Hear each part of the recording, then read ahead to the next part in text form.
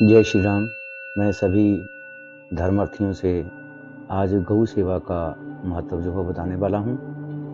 आप सभी ने ये सुना ही होगा कि गौ माता जो है ब्रह्मांड प्रकृति का स्वरूप है। संपूर्ण 33 कोटि देवता हमारे वेदों शास्त्रों, 4 वेद, 6 शास्त्र, 18 पुराण, रामायण, महाभारत, महागीता, ये सभी में गौ माता का बहुत ही ज़्यादा व्याख्यान हम लोगों को मिलता है।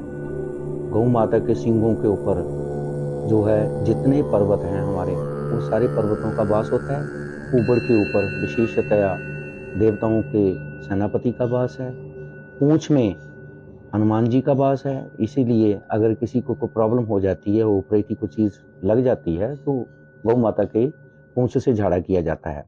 माता के खुरों में जितने वासुकी आदि अष्टकुल नाग हैं, उनका वास होता है। और उसके रोम रोम में हर एक देवता का निवास होता है। गूंतर में, गोबर में गंगा, जमुना, सरस्वती, त्रिवेणी का वास है। तो ये समझ लीजिए कि जिसके घर के आंगन प्रांगण या मेन डोर के आगे गौ माता आ जाए, तो आपके बारे न्यारे हो गए। महालक्ष्मी, महासरस्वती विराजमान है। उनकी दोनों आंखों के ऊपर, राइट आंख के ऊपर सूर्य और लेफ्ट के ऊपर चंद्रमा का निवास होता है। कोई भी ऐसा रोम नहीं है जो गौ माता के शरीर पर देवताओं का वास ना हो। उसके थनों में आपकी कुलजा, कुल देवी, देरी जेठेरी, इष्ट देव का वास होता है। इसलिए अगर आपके दरवाजे के आगे आके, आंगन प्रांगण में आकर के गौ माता सांस लेती है, तो आपके जितने भी भूत प्रेत यक्ष गंधर्व है वहां से भाग जाते हैं। और जितने वास्तु दोष भी हैं, बाई चांस आपने वहां पर भवन निर्माण कर लिया है, तो उसमें कोई वास्तु दोष पड़ भी गया है, तो गौ माता के आने से वो सारा कुछ दोष दूर हो जाता है। अगर आप अपने हाथ से उसको कुछ चारा खिला देते हैं, तो समझो आपने एक गौ माता को चारा नहीं खिलाया है, आपने 33 कोटि देवताओं को भोग लगा दिया। स्वयं में भगवान कृष्ण जी ने गौ माता की सेवा करी। बाबा बालकनाथ जी हुए, उन्होंने गौ माता की सेवा करी। हमारे सिख धर्म में भी जो हमारे गुरुदेव हुए हैं, उन्होंने भी गौओं की सेवा करी। सो गऊ का बहुत ही कली काल में महत्व है। दूसरा मैं आपको एक और एग्जांपल देता हूं। मरने के उपरांत अगर आपने गरुड़ पुराण का श्रवण किया हो, सुना हो, तो उसमें बताया जाता है कि बैतरणी नदी होती है, जो पीप से भरी होती है, खून से भरी होती है और बड़े बड़े जहरीले कंटकों से भरी होती है। उसको पार करने के लिए भी अगर आपने गौ माता की सेवा कर रखी है, तो वो अपनी पूंछ पकड़ा करके आपको पार करवा देती है। और जिस जगह पर आकर के गौ माता खड़ी हो जाए, सर्प बिच्छू आदि डंक मारने वाला कोई भी जीव वहां पर आके कभी प्रहार नहीं करता है। अगर वहां पर आकर के उसने गोबर जा गूंतर कर दिया है, तो समझो आपके ऊपर विशेष कृपा हो गई। अगर वो रंभा पड़ी, तो जैसे वो बां करती है, तो पूरे का पूरा ब्रह्मांड हिलता है, क्योंकि गौ माता प्रकृति का स्वरूप है। वो ब्रह्मांड पूरा कांप जाता है, हिलता है।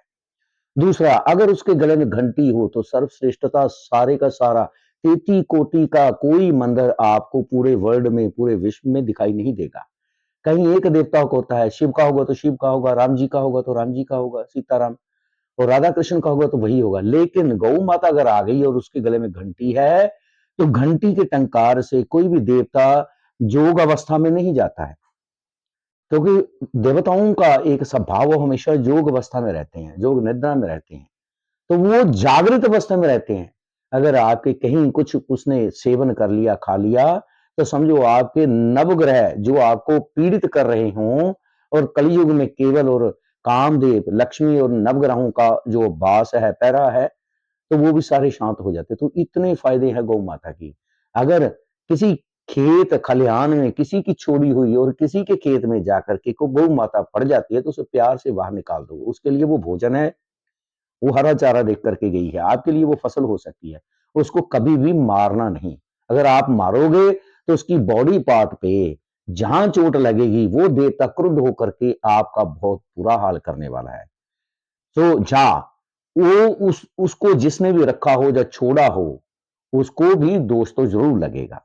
सो इन भावनाओं के साथ मैं सभी स्नातकों के से प्रार्थना करना चाहता हूं कि कली काल में गौ, ब्राह्मण, गंगा, साधु का अगर आप सम्मान करते हो तो आपके सारे ग्रह अनुकूल हो जाते हैं। अगर आपने अनजाने में भी उसका असम्मान कर दिया, अपमान कर दिया, तो ये सारी के सारी देवी देवता, कुल देवी देवता, नवग्रह प्रतिकूल हो जाएंगे। वो जैसे ही ये प्रतिकूल होते हैं तो आप जानते ही हो राहु क्या करता है, केतु क्या करता है, शनि साढ़े साथी ढैया के रूप में आकर के क्या करता है, पितर कोप पड़ जाते हैं, सारे ही कोप उसके ऊपर पड़ जाते हैं। तो इन्हीं शब्दों के साथ मैं सभी से निवेदन करूंगा कि अपने हाथ से कुछ न कुछ गौ माता को खिलाया करो और उसकी जितनी आप सेवा कर सकें वो सामर्थ्य के अनुसार जरूर करें। जय श्री राम।